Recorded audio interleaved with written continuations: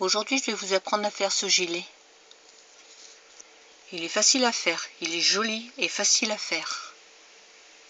Vous allez voir, vous allez y arriver vous aussi. Pour le faire, il vous faudra 6 pelotes de 100 g de laine se tricotant avec des aiguilles 3,5 ou 4. Moi, je l'ai tricoté en 4. Après, bon, j'ai mis 6 pelotes, mais si vous le voulez plus long, forcément, vous rajoutez de la laine, 1 ou 2 pelotes. Après, ça dépend de la longueur que vous voulez faire. Mais sinon, moi, j'ai mis 6 pelotes de 100 g de laine, se tricotant avec des aiguilles 3,5 ou 4. Et moi, je l'ai tricoté en 4. J'ai fait le dos comme ça. J'ai fait des mailles croisées, des petits losanges, des mailles croisées, des petits losanges. Après, bon, bah, moi, je l'ai fait sur une vingtaine de rangs, là. Après, vous choisissez la grandeur que vous voulez faire. Hein. Moi, j'ai voulu comme ça, donc voilà, je l'ai fait comme ça. Donc voilà. Là, vos petits losanges, vous les faites sur une dizaine de rangs. Après, pareil, c'est le même nombre de rangs que je fais à chaque fois. Ensuite, à bonne hauteur, vous allez diminuer de chaque côté de votre dos 4 mailles.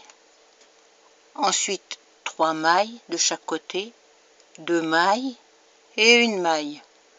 Ça, si vous avez suivi mes vidéos, vous savez le faire, puisque je l'explique dans les vidéos.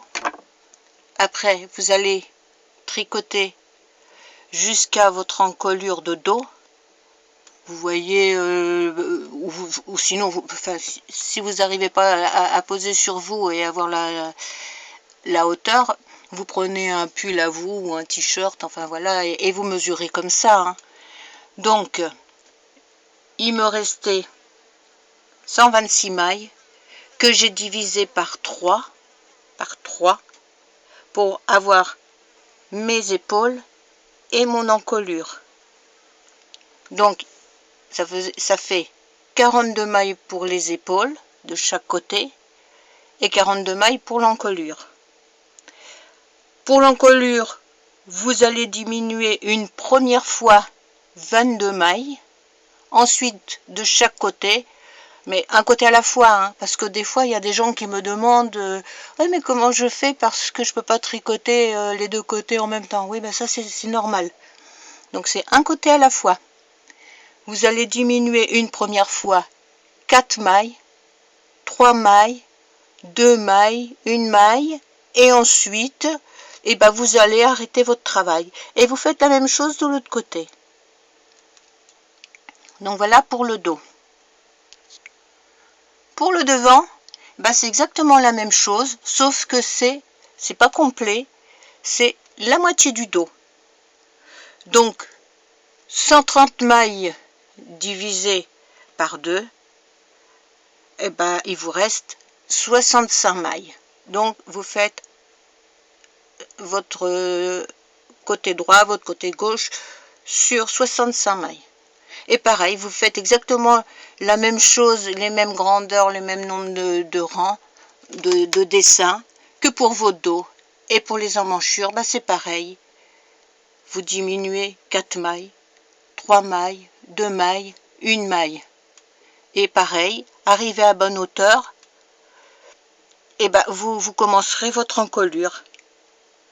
L'encolure, vous allez diminuer, ben pareil aussi, c'est plus facile. 4 mailles, 3 mailles, 1 maille, 1 maille, et il vous reste les 42 mailles d'épaule. Votre épaule, ben vous l'arrêtez au même niveau que le dos. Il faut que ce soit les mêmes dimensions hein, que le dos. Vous posez votre devant sur le dos et vous aurez la dimension voulue pour arrêter votre épaule. Ensuite, ben, vous faites la même chose pour l'autre côté du devant. Il faut qu'il soit exactement de la même grandeur, les épaules de la même grandeur les emmanchures de la même grandeur que le dos, pour qu'une fois que vous allez coudre tout ça, et ben forcément tout corresponde. Ensuite, vous allez faire vos manches. Pour les manches, j'ai mis 60 mailles. Ensuite, eh ben, j'ai tricoté en augmentant une maille tous les 4 ou 6 rangs. Vous tricotez vous augmentez une maille. Une fois que j'ai eu mes 90 mailles, parce que là il y en a 90, vous allez voir ça fait petit, mais comme ça s'étire, en fin de compte, bah, ça fait pas petit du tout. Bah, vous continuez droit. Si vous n'êtes pas arrivé à la bonne hauteur de votre bras, que vous allez mesurer le poignet, vous le mettez sur le poignet, et jusqu'en dessous du bras, pour avoir vos diminutions. Et là c'est pareil, vous diminuez 4 mailles, 3 mailles, 2 mailles, 1 maille, et ainsi de suite, une maille. Et une fois que vous serez arrivé à 36 mailles, bah vous allez diminuer 3, 2, 1 maille. Et les mailles restantes pour arrêter le travail. Et pareil, hein, le dessin, vous le faites sur exactement le même nombre de rangs que le dos et les devants. Voilà. Donc je vous remontre de près ce que ça donne. Voilà. Vous avez vos mailles croisées,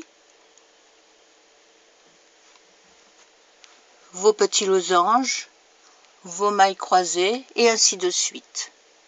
Et les augmentations de la manche jusqu'à obtention de 90 mailles si vous tricotez en 4. Je vais vous montrer comment on fait les mailles croisées là. Donc, on a fait 2 mailles envers.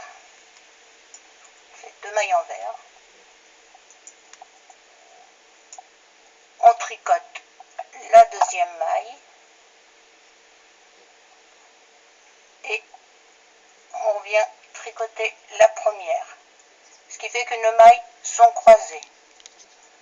On tricote nos 2 mailles envers et ainsi de suite. Si vous n'arrivez pas à faire comme moi, vous prenez une petite aiguille, vous mettez la maille endroit sur la petite aiguille, vous tricotez la seconde maille endroit et vous venez tricoter la première maille endroit que vous aviez posée sur la petite aiguille et ainsi de suite. Et sur le rang envers, eh ben vous tricotez comme si c'était des côtes de 2, 2 mailles endroit, 2 mailles envers, 2 mailles endroit, 2 mailles envers, les mailles comme elles se présentent. Voilà. Maintenant, je vais vous montrer ce point-là. En fin de compte, ça ressemble au nid d'abeille, mais en fait, c'est des petits losanges. Donc, mon travail commence par 3 mailles envers. Je vais tricoter les 2 premières mailles envers. Voilà. Et comme pour les mailles croisées, ben là, je mets 2 mailles endroit, ma maille envers. Donc, je vais tricoter ma maille endroit en premier. Voilà. Je vais faire mon jeté et je vais tricoter ma maille envers. Voilà. Après, j'ai ma deuxième maille endroit. Donc, je tricote en arrière ma maille envers. Voilà. Et après, ma maille endroit. Ce qui fait que les 2 mailles envers qui étaient sur les côtés, je les ai rentrées. Si vous n'y arrivez pas, vous faites comme pour les mailles croisées. Vous prenez votre petite aiguille. Donc, la maille envers, on la met derrière. On tricote la maille endroit. On fait notre jeté. On tricote notre maille envers. Voilà. On enlève la petite aiguille. Et ensuite, On reprend notre petite aiguille, on met notre maille endroit sur la petite aiguille qu'on laisse devant, on tricote notre maille envers, voilà, et ensuite notre maille endroit. Et voilà.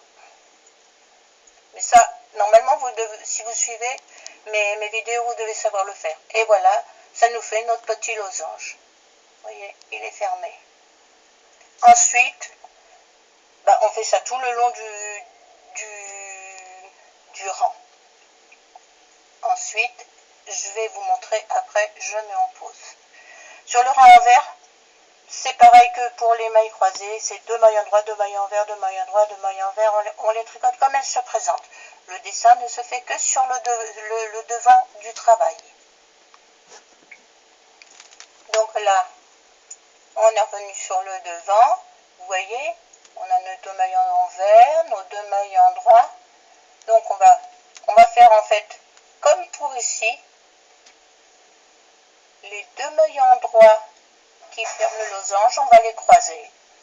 Donc on fait nos 2 mailles envers, voilà, et on croise nos 2 mailles. Donc on prend la deuxième maille en droit, on la tricote et on tricote la première et on a croisé nos mailles. Donc ça fait ça. Voilà, ça fait ça. On est arrivé à ce point-là. Voilà, maintenant vous savez faire les petits losanges et les mailles croisées. En fin de compte, c'est que du croisage de mailles, ce point-là. Maintenant, c'est à vous de le faire. Ensuite, une fois que vous aurez cousu votre pull, hein, vous allez monter vos bandes de boutonnage tout le long. Et c'est pareil, vous allez faire les mailles croisées comme en bas. Vous allez faire pareil. Et surtout, n'oubliez pas de faire des boutonnières. Hein.